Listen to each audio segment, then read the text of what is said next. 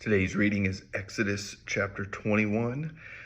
And I wish I would have given this one to someone else to read and do the video. It's a tough chapter, especially a lot of talk about slavery and what Israel is to do with slaves. And so it's important to remember a couple of things, I think.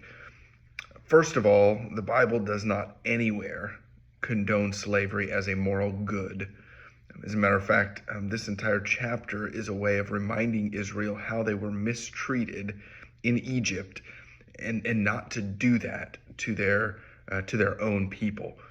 There's also provisions for mercy. That is, every seventh year, slaves are to go free. There's obviously exceptions to that and reasons why that may not happen. I mean, in dealing with slaves, it's a reminder too that there is mercy in the whole process in ancient Israel. The reason why people were made slaves was out of the inability to pay a debt. And often someone taking them in as a servant or a slave was a way of showing mercy and kindness to them. There's still a lot of difficulty in there and a lot of things that are hard to pass through. And I encourage you to read it. And if you have a study Bible, read some notes on it, maybe some commentary as well.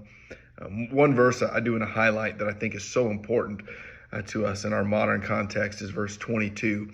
When there's a law, it says, when men strive together and hit a pregnant woman so that her children come out, there's no harm, but there is no harm. The one who hit her shall surely be fined as the woman's husband imposed, and he shall pay as the judges determine. Verse 23, but if there is harm, you shall pay life for life, eye for eye, tooth for tooth, hand for hand, foot for foot, burn for burn, wound for wound, stripe for stripe. There's an emphasis here, even in the book of Exodus, on the unborn child and the dignity that child has. The reason this verse is in here is to remind us that even the unborn are created in God's image and worthy of protection under Israel's law.